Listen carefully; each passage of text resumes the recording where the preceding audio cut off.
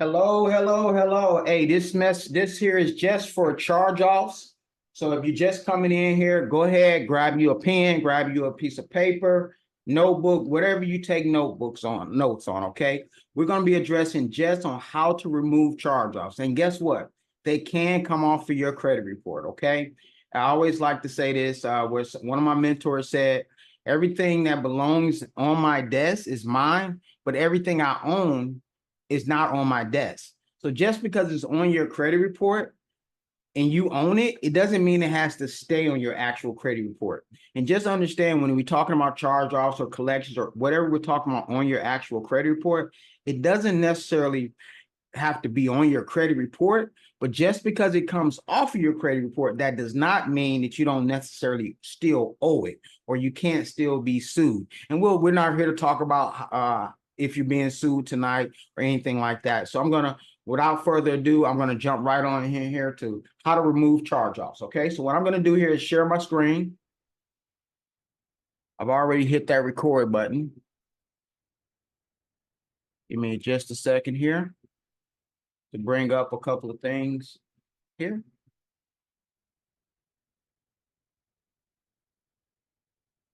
And if somebody can just let me know that they do see my screen here, you should see Shake Hands with Destiny. Can somebody let me know if they see that? Okay, good deal. All right, shake hands with Destiny. I only shake hands with my Destiny if you shake hands with yours. So let me hit my other record button here. Of course, that's not working. Hold on here. There we go. Y'all have to excuse me with all this technology here. All right. So here we go. How to remove charge-offs. The very first thing is what I want you to do. The very first thing, because none of this is going to work if we don't at least do this. You have to get your annualcreditreport.com. Go to annualcreditreport.com. It looks just like this. If you go right there, you can get your report. It's absolutely free. Okay, so just go to annualcreditreport.com, because what I'm going to be showing you tonight, it is very imperative that you look on that actual report, because if you go to any other credit monitoring, i.e. My Free Score, Identity IQ, My FICO, any of those are all monitorings. So we're going to be using what the consumer reporting agencies actually will be utilizing, so we can take the stuff off of your credit. I'm not saying that we won't use credit monitoring as well, but for this tonight, and to remove charge-off, you must get your annual credit report, because it is your most accurate credit, and that's going to credit report, and it's going to make a little bit more sense as we go through there. So take a screenshot of there and go ahead and get your credit report. Okay. Next, let's understand what a charge-off is. A charge-off is an accounting term. That's all it is. It's when you have something that's been uncollected, and it's a write-off. Okay. Now tonight we won't be talking about if you received a 1099-C. We won't talk about that tonight. That's where the actual creditor has discharged you and they have to give you a 1099-C if they discharged, and that's a tax form. We won't be discussing how you remove that tonight, but I will do another video on that later down the line. However, a charge-off is generally done once it's 180 days late. It can sometimes be 120, but usually it's 180 days, okay? Even though the account is written off, the borrower is still legally responsible for the debt. So even though it's a charge-off on your account, yes, you can still be legally responsible for it. It's just a charge-off. What the creditor is basically saying is they're not going to pay. Yes, charge-offs is going to affect your credit. It's going to have the highest effect on your credit outside of public records, i.e. such as a bankruptcy. So charge-offs affect your credit big time. Okay, that's why we're going to go very detailed on how to remove these. Okay, so there are different types of charge-offs. Okay, and I'm going to go through those real quick. I want to just go through a few definitions so you understand the language and the lingo that I'm talking about as we get these charge-offs off. Okay. One of the first ones, it's called high limit charge-off. It refers to charge-offs with a high limit. Okay, that's generally going to be anything above $1,500. Keep this in mind. Anything above $1,500, the creditor Generally speaking, they can sue you. So whenever you're going into the disputing process that I'm going to show you tonight, just keep in mind that you could be getting sued. That's nothing to be afraid of, because you want to go to court, and I can give you the ammunition on how to fight that in court. But I'm just letting you know what a high limit charge off. You do have situations where they will take you to court when it's above $1,500. Generally, a low limit charge off is something under $1,500, which they basically will write that off or sell that, which we'll talk about that here in just a moment as well. Okay. And I'm definitely going to have a Q&A here at the end as well. So if you do want to write your questions down as we go, or raise your hand, or come off mute if I'm going too fast, say, hey, Corey, you're going too fast. Okay. So what is a paid charge off? You hear this all the time. A paid charge off occurs when you actually have paid the charge off because you're sick and tired of somebody calling your phone, the collectors, and you say, you know what, I'm going to finally pay XYZ cell phone bill to Verizon collection agency, right? And so what happens is you pay that quote unquote charge off for $500 and you expecting it to be gone. But in actuality, it shows up on your credit as a $500 paid charge off, which is still a charge off that is negatively affecting your actual credit report. People say this all the time. I paid that. Just because you pay it does not mean it's off of your actual credit. That goes for collections as well. But definitely on charge off, just because you pay it, it does not mean that. It shows up on your credit report. It does help your credit when it's paid versus not being paid. Okay. Then we have what you call a transferred charge off. That's what a charge off is transferred. It means the original creditor has sold it or assigned it to a debt collection agency or another entity. Okay, which we'll talk about here in just a few seconds, which simply means the account is no longer with their original collector, i.e. Verizon has now transferred that to a collection agency to collect on it, or they've transferred it to a debt buyer, or a debt buyer has purchased it, which that is significant information as how to get this off of your credit as we go here tonight. So you also have what you call a non-transfer charge off. What that basically means is a charge off, they've charged it off, but it's staying still within their house, quote unquote, Verizon. They're going to say, we're not selling this to a debt agency, a debt buyer, nor are we giving it to a collection agency. We're going to try to collect on it ourselves, or they may even take legal action. That's what you call a non-transferred charge off. Okay. And just give me a thumbs up in the chat if you're understanding me okay. Just give me a thumbs up if that's all right, so I can grasp, make sure everybody's okay. Good deal. Okay. The term debt buyer and collection company. This is vital information because we think everybody is a collection agency, right? Because all we know is they calling us, they mailing us, they texting us, they doing every possible thing. Okay. But understand the two.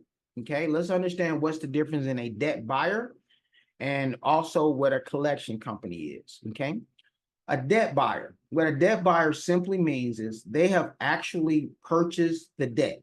A debt buyer purchases the debt from the original collector, okay, i.e. the bank, i.e. the credit card company, for fractions on the dollar. So let's say the original creditor, you owe them $1,000. They may buy that debt for pennies on the dollar. I'm just going to use for mathematical purposes $100.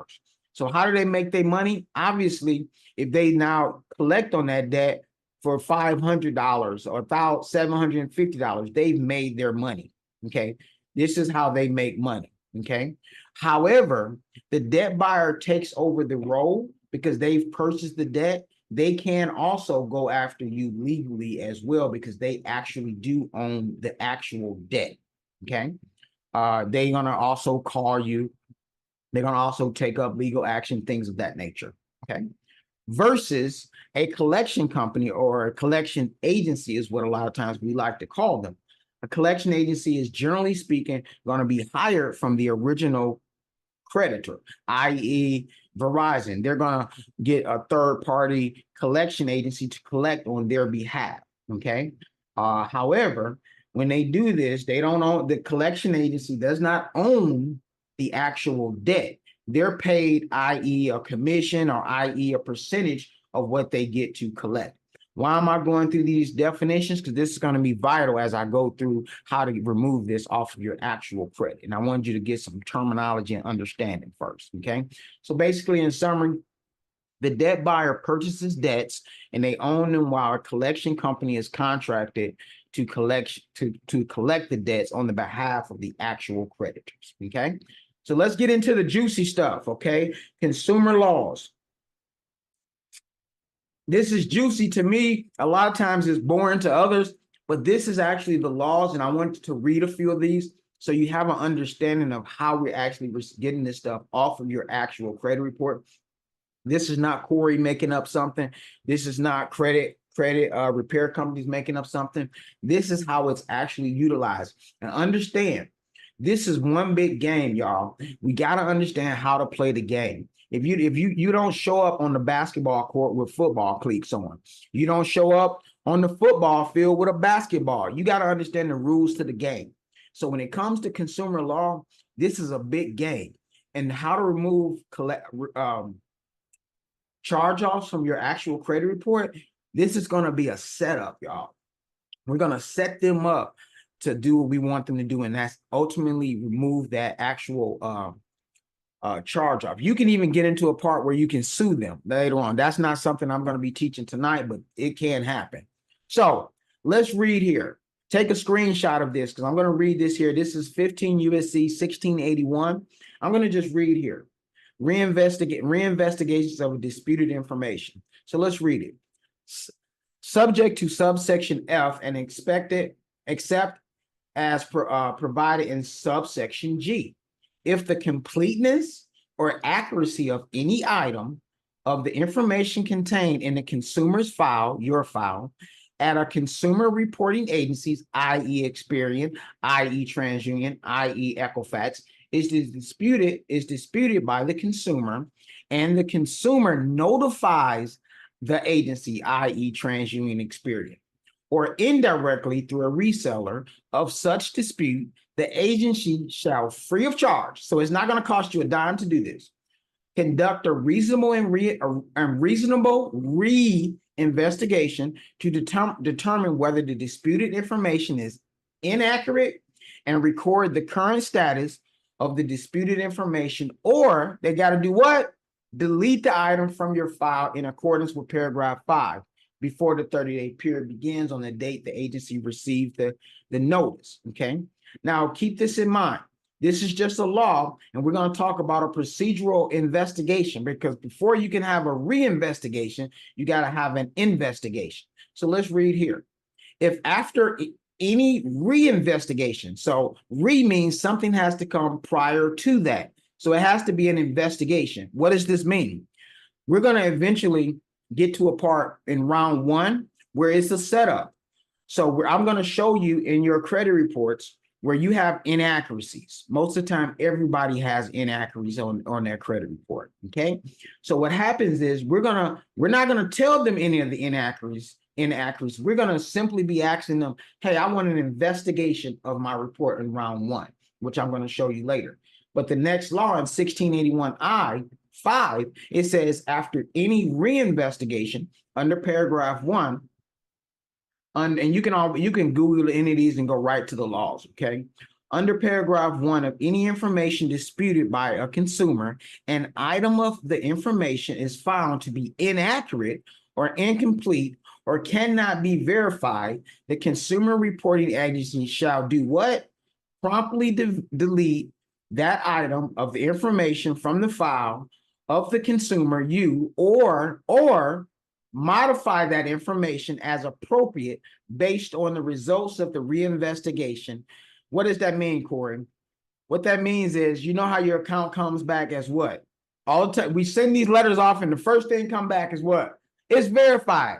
That's okay if it's been verified.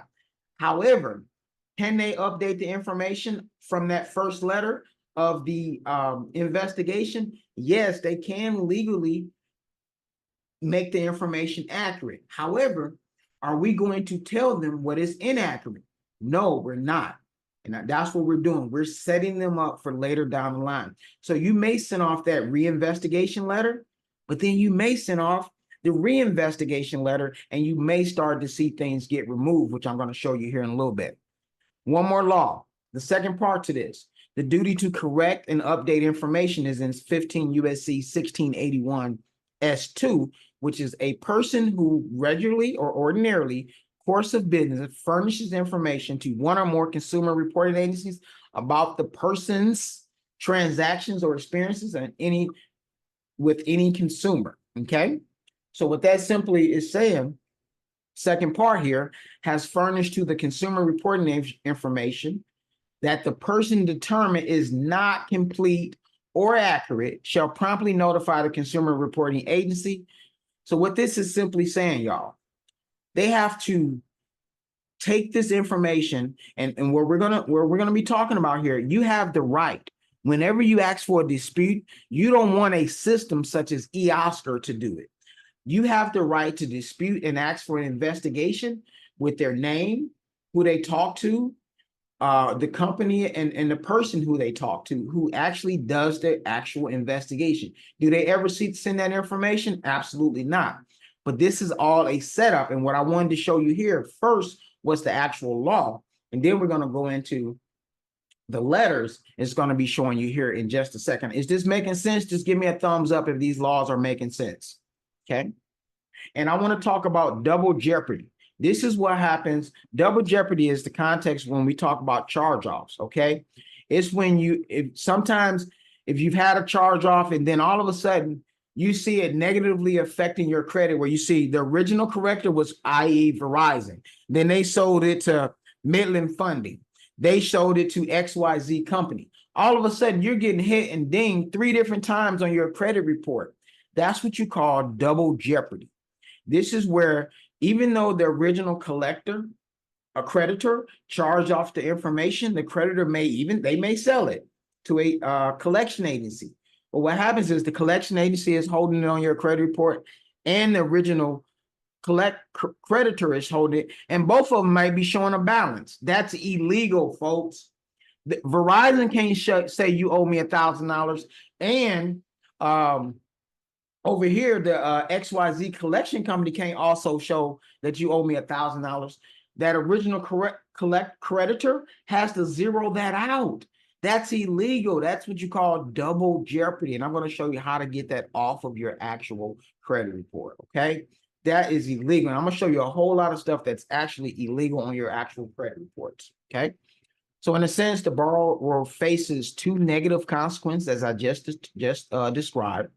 A charge-off impacts their credit score. So what happens is you got the charge-off on one hand and a collection on the other. Because sometimes you'll see charge-off / collection. That's what's going on here. You got a charge-off on one hand and a collection on the other hand. Okay. You can't have both. And you can have a charge-off that transfers to a collection because it's going to a collection agency. Okay. So let's talk about round 1. Okay. What we're going to do in this round 1, again, it's what you call a procedural investigation. All that is when requested, the credit bureaus involves a detailed inquiry, okay, into the methods. How did they collect your information? Did you use what they call eOscar, an automated system? I want to know, what system did you use? Matter of fact, I'm not approving that you use eOscar. I want this manually done by a person. And the process is used by the credit bureaus to actually verify the actual accuracy of the information.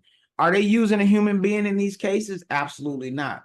They're using a system, y'all, eOscar, which is verifying the information. Okay, and you have the right to ask for this investigation. Okay, in this procedural investigation, and I want to make it clear, we're not giving them any information on this. We're simply saying, I want an investigation done, and the onus is on them to actually find what is actually inaccurate. What's going to happen, and don't get discouraged, is who can fight the longest. Sometimes it may take 2 months, sometimes it may take 4 or 5 months, but I'm going to show you how to give yourself ammunition on how to fight the battle tonight. Okay, so what I want to do here is talk about and show you what we're going to do. I'm going to go over here to the course. If you're not in the course, this is just some information here. You would go to module. If you are in the course, you just go down to charge-offs here. And we're just going to grab that first letter.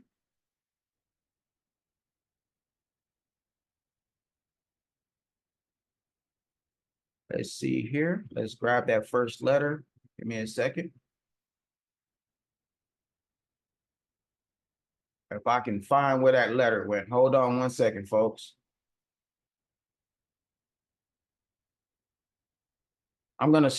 There we go. It took a minute. I apologize there. All right, give me a thumbs up if you're able to see this letter, or at least somewhat.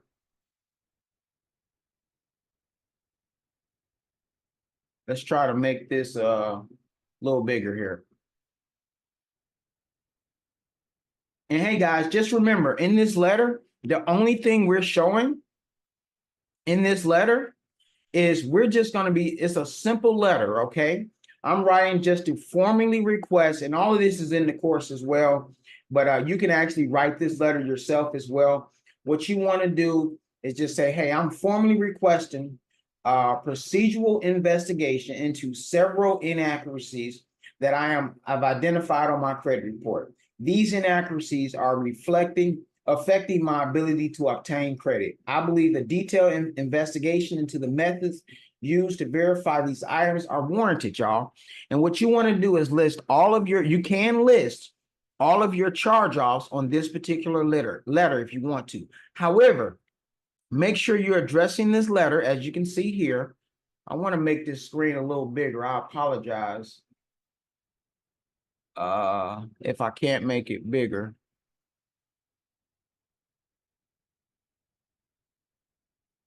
Let's zoom in here.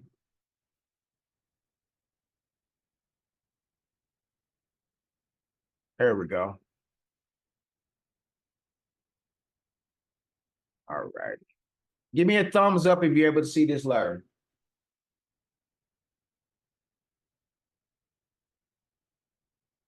Okay, good deal.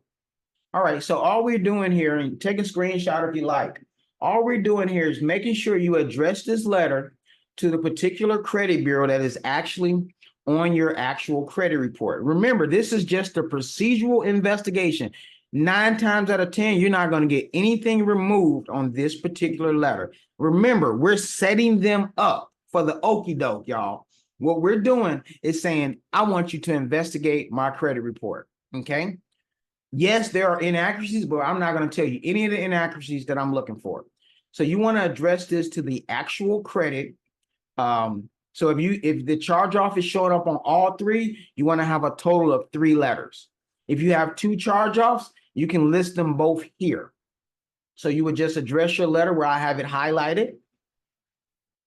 Procedural investigation, list your accounts here. And as you can see, please provide the detailed descriptions where I've put here.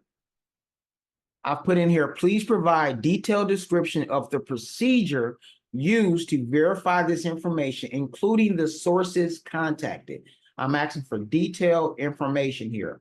Again, this is based on 15 USC 1681I. This is the law. You have the right for this, okay? The second part of this letter where it says, request for compliance, I request that you conduct what? A thorough procedural investigation to verify the accuracy of this information. I'm only doing what the law says, y'all. So again, this is a setup for later on for us being able to get this off on step 2 and step 3, okay? And when you do send this letter off, you always want to send letters. If you're mailing the letter, send it certified mail. It may cost you a little bit of money, but I always recommend certified mail. But you can definitely do this right through the CFPB, and you can have all of this done, y'all. You don't have to wait 30 days to reply each time. You can reply at the minute they reply. And one of the things that I don't have on this letter, yes, I do.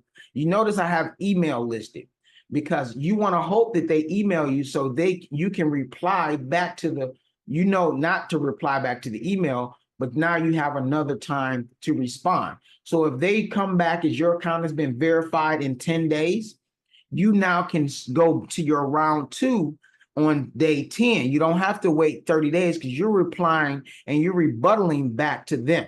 Okay, if that makes sense. So you don't have to wait 30 days throughout this process. Okay, and you can definitely go through the CFPB. Okay, which is where you file a complaint. So the second part of this letter is where I told you, I said, please provide documentation. I'm reading right here. Please provide documentation and detailed explanations of the findings, including names and contact information. Again, what I'm doing is I'm telling them, I don't want your electronic e-Oscar system is what I'm basically saying. I hope that makes sense, okay? And whenever you're putting this information in, the first time when you send this letter, you want to send do not ever sign a letter. You want to just type your name. Don't ever sign a name. Sign your name. What you want to do though is send your driver's license, your ID, social security card, and proof of residence, i.e. a utility. You do want to make sure all 3 match. So if you have an old driver's license and a different utility bill and they're not matching, you want to make sure they match, okay? In this case, you're not in round 1, you're not going to send the credit report. You're only going to be enclosing your particular information because they already have your credit report because you're not giving them any inaccuracies. Down the line in round 3, we are going to equip some other things, okay? So I'm going to go back here.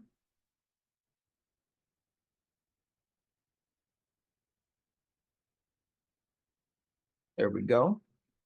All right, so that's what you call a procedural investigation letter. Okay, I hope this is making sense. Okay, so let's go to round 2. Okay, this is where we read off the law. Okay, in 1681I, a reinvestigation. So what happens is this is what's going to happen when they actually get your information back. It's going to say what? Verified. That's what 9 times out of 10, that's what they're going to come back and say is your information has been verified. But based on a reinvestigation letter is just pertaining to, hey, y'all, I still have inaccuracies based on the Fair Credit Reporting Act. I'm now asking for a reinvestigation, which is just another formal request to the consumer reporting agencies. That's all that is, to investigate the inaccuracies and that's actually on your credit report. Are you going to tell them what the inaccuracies are? Nope.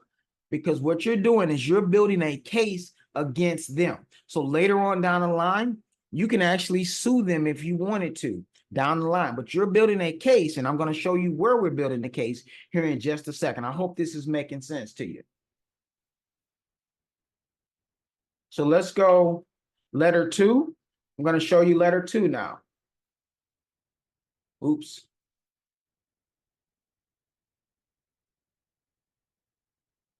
There we go. Letter 2, a reinvestigation letter.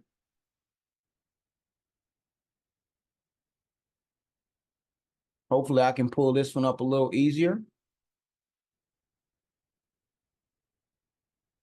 This is what happens when you have 3 screens and all of this stuff, guys. I apologize for the slight delay. Let me make this a little larger. You should be able to see my screen. This is letter 2.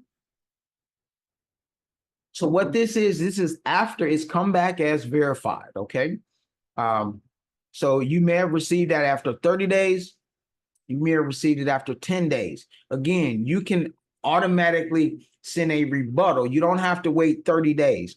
The minute they respond with a verified via your email or even via your credit monitoring service. Remember earlier, I told you to get annual credit report. Get that. You also want to get a credit monitoring service. Why? Because they will verify and your monitoring service will give you an alert, i.e. Experian, i.e. TransUnion, i.e. Equifax, or Identity IQ. Places like that, they will give you an update or an alert when the credit report has done something. So those alerts are going to be the same thing that you can actually reply to.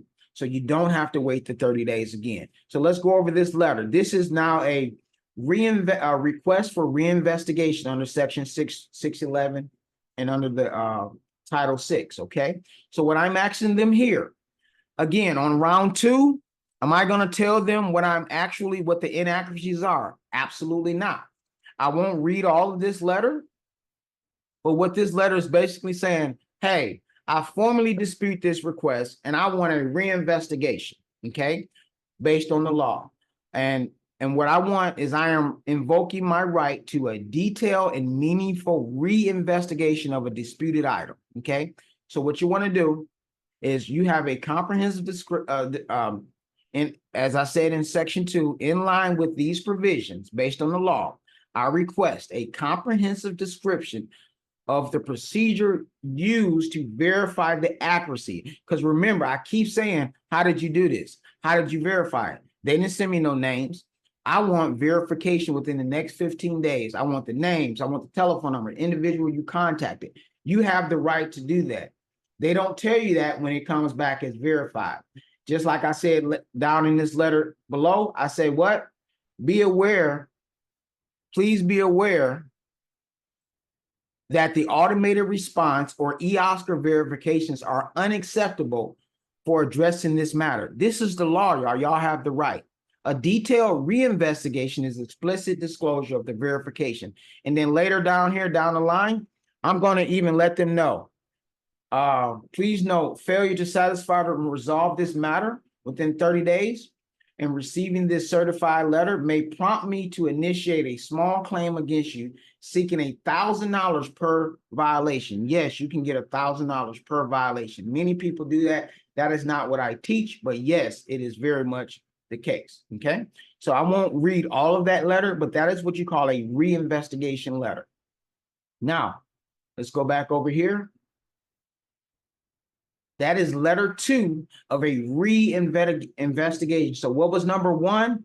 Procedural investigation. What was round 2? A reinvestigation. So round 3. Now we get to the money, y'all. So I want you to pay attention here, and I do have to spend a lot of time on this information here because you're going to notice some things in your credit report. You're going to be like, oh my goodness, I should have had this charge off of my credit report. So here, we're going to do what you call a factual dispute letter. And in order to get a factual dispute letter, you must have your annual credit report. That's the only thing that you're going to have to go by. And I'm going to give you some examples here in just a moment. Okay. But I wanted to outline the foundation of what we're going to go on, because this is what we've been setting them up for. There have been inaccuracies on your credit report, and they may many times correct one, but they darn sure ain't going to do 2 and 3. Okay. So a factual dispute is based on the consumer's protection outlined in the Fair Credit Reporting Act, is a formal communication from the consumer to the credit reporting agency. So this is what we're going to be doing in letter 3. And what you're doing is to challenge specific inaccuracies in the credit report. This letter not only points out what the consumer believes is incorrect, which we're going to tell you by law, we know what's incorrect, but also provides factual evidence. Now, what I want you to be clear on, as I show you the inaccuracies, you may have 1, 2, or 3. Are we going to tell them all 3? No, we're only going to share one inaccuracy on each thing, because it may come back as, remember, they have the right to correct something, right? So you only want to give them one inaccuracy at a time. Okay, so just keep that in the back of your head. I'm only giving them one at a time. This is only round 3. So look here. Before I look at the letter, what I want to show you is the relevant violations. One of the first violations that you see, inconsistent balance reporting across bureaus. And I'm going to show you some actual examples of a credit report, but I want to define them first. So when you have something that's inconsistent on your balance, on the balance reporting, what that is a variance in the reported balance across different credit bureaus. That's non-compliant according to 15 USC 1681 EB. What that simply means is if your balance over here is $914 on Experian, guess what?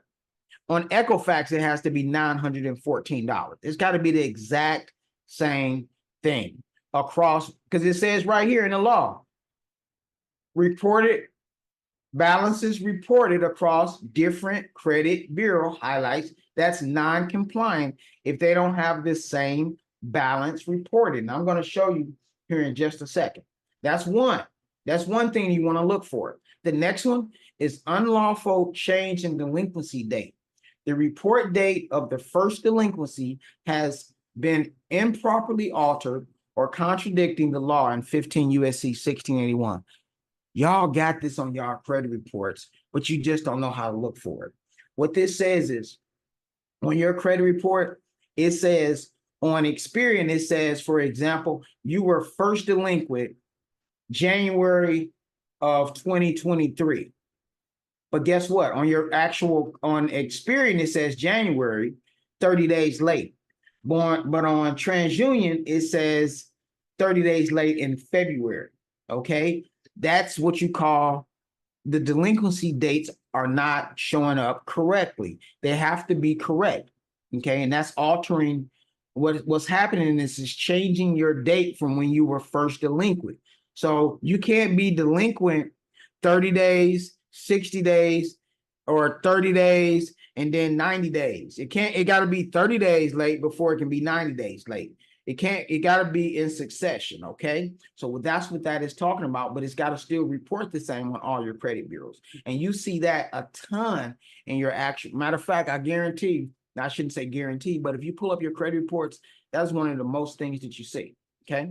The next one here is misreported active payment history post after 180 days.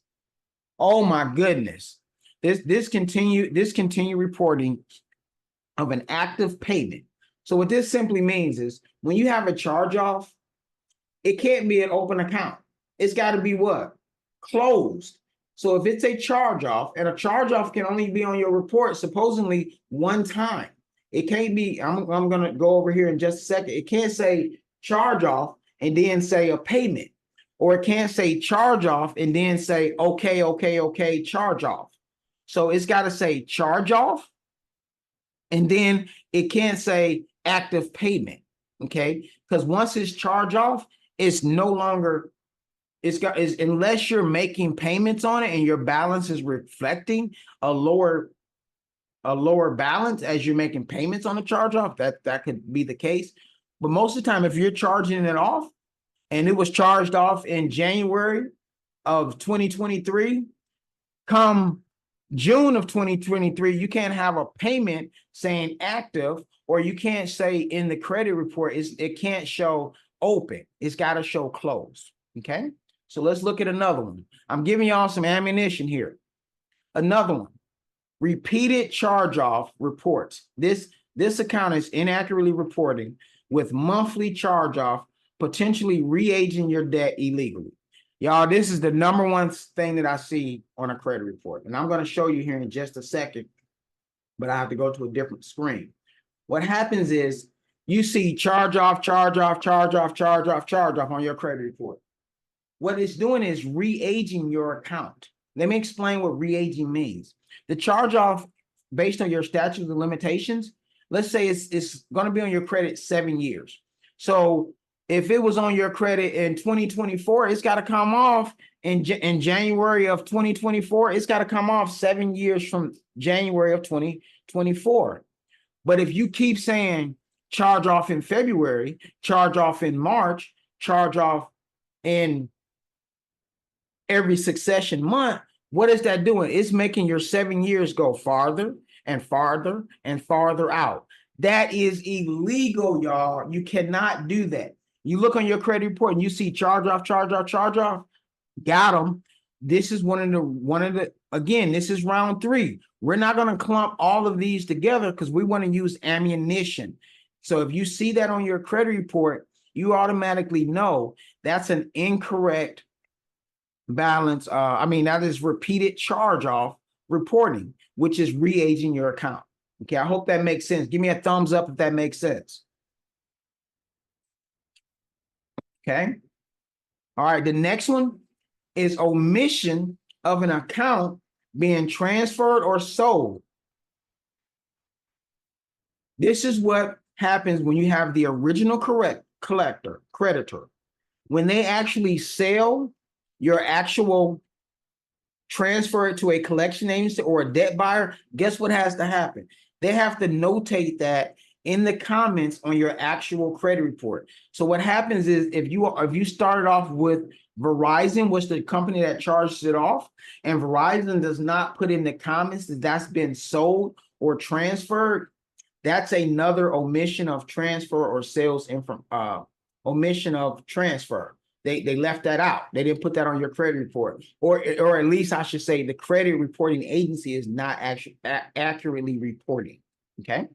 Another one is incorrect balance reporting. The report balance remains inaccurate post transfer or sale. You see this a ton. Again, what is this saying? What happens is, I mentioned this earlier, if you all of a sudden you have Verizon, was the original creditor, and they sell it to XYZ company, Verizon can no longer show a balance on that once they transfer or sold that. So it must be zero balance there. And then once the collection agency gets it, it must be the exact balance that was originated from the original collector, and it must show the same on all of your credit reports. Y'all, I'm giving y'all some ammunition right here, and I hope this is making sense, okay? So here, let's take a peek here. I'm going to stop sharing this screen for just a second because for some reason when I did this report, it was moving. So I'm going to share another screen. All righty. So here we go.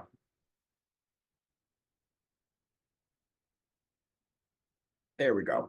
All right, so this won't show all of the inaccuracies, but I wanted to give you an idea. Now, what you want to do is go to a place like Identity IQ to monitor your credit report, where it gives you a side-by-side reference. And the reason I told you to go to your annualcreditreport.com earlier is because it won't give you X amount of history, because many times for credit monitoring, it may only give you 2 years of history, and you're trying to go back.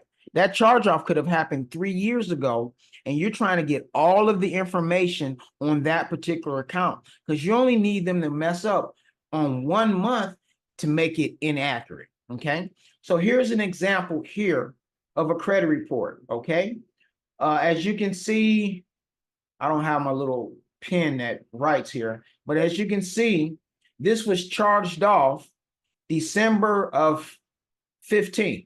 Okay. First of all, it was charged off November of 15 with Equifax. So which one is it? It's got to be the same. Which one is it? That's inaccurate. Okay. Now, when you see this charge off here and you see no data here, that's correct. That is correct. But guess what? What's incorrect? When it shows back up in August, that's an inaccuracy. Okay, it's now, this just updated your file. So instead of it coming off 7 years from December 15th, it's now coming off 7 years from August 2016. That is an inaccuracy on your credit report. Okay, so I have already one right there. Then I have inaccuracy here because it's showing on Experian December 15th. Then it's showing November here. That's another one. So the next one here is, it shows charge off on Equifax November 15th. Then all of a sudden it shows okay. After a charge off, the correct way it should show right here. It should show no data. You may see ND, or you may see blank, no data. That's correct here where my mouse is. Okay. But when you see charge off and then okay, that's what I was speaking of when I talked about how do you go back to this is an okay account. Okay. Let's move up here. You see where this says charge off as bad debt transferred to recovery. That's correct. But guess what? It says charge off account unsecured. It doesn't say that this was transferred here under Equifax. So I'm going to look at that and I'm going to say, hey, something's wrong with that. All right. Another one that I want you to, that I didn't mention is I want you to see where it says credit limit is 0. That's correct, where it says credit limit. If it is a charge off on your actual account, what should be happening on your actual credit report, if you're being charged off for $1,000 and your original credit balance was $1,000 and you maxed out the card and then it charged off, it cannot also show a credit limit because you don't have a credit limit, right? It's charged off. It should show zero. So that is correct. Okay. It should show closed on that account. Okay. So that's another thing that's incorrect here. All right. So another thing that's incorrect, you see where it'll say last date of last activity. All of these days should be right. Date last active. What that is that's the last time that you made a payment. Now look at these dates. 8/10/2016, 12/1/2015, 9/1. I'm sorry, date active here and date of last payment. Okay, that's 8/10 here, 8/10 here, 9/1. Something's wrong there. Boom. And it's not showing correct across all bureaus. So just by looking at this one credit bureau, we've counted about 4 or 5 different things. Am I going to put all of those on my letter? No. So let's take a peek at the letter real quick. Give me a thumbs up if this is making sense.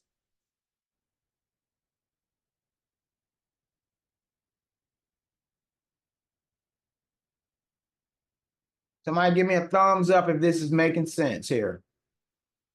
Oops. I'm going to look at the letter. So what I'm going to do is go back to our course here, that deal, and I'm going to get our factual dispute letter. We're going to have some Q&A here in just a second. But I want to just break down what we're doing. Let me bring over that letter.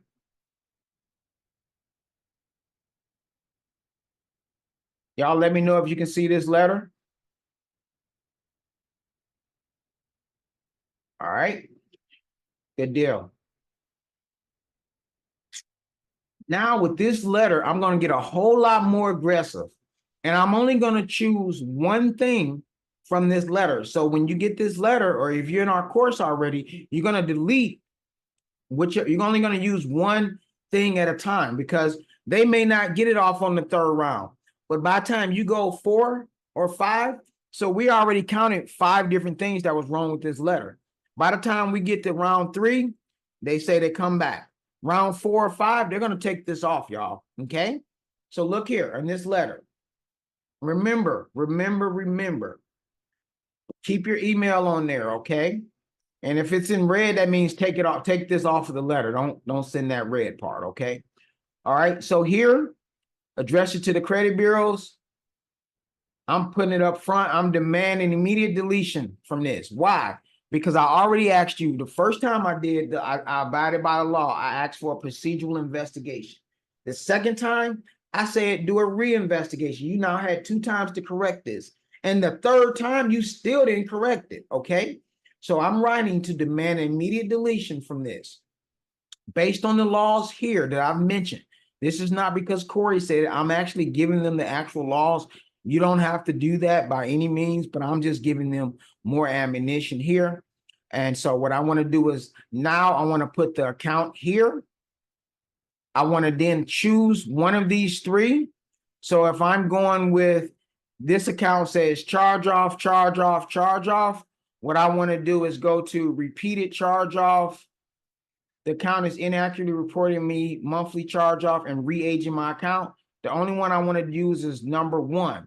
So what I would do here is delete 2, 3, 4, and 5 from the letter, and I would only use 1. The second thing is what I'm going to do. I'm going to put in my actual credit report that came from annualcreditreport.com. I'm going to circle where the inaccuracy is.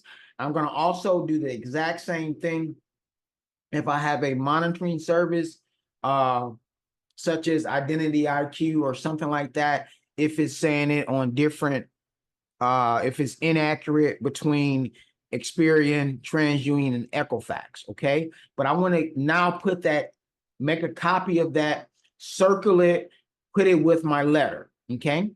I'm now saying I'm giving, and later on in this letter, I've given the clear and repeated violations to the Fair Credit Reporting Act. I'm not requesting a reinvestigation. So you're no longer asking for a reinvestigation. Why? Because the law is very clear. You've already asked for a procedural investigation and a reinvestigation. So now I'm asking for a deletion from my file. And I expect you to comply with this immediately, okay?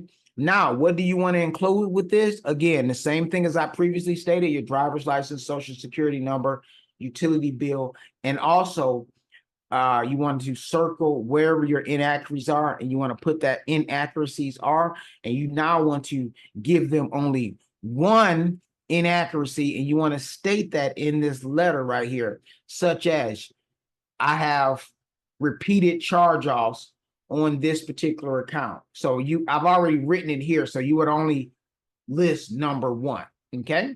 So I'm going to come back here.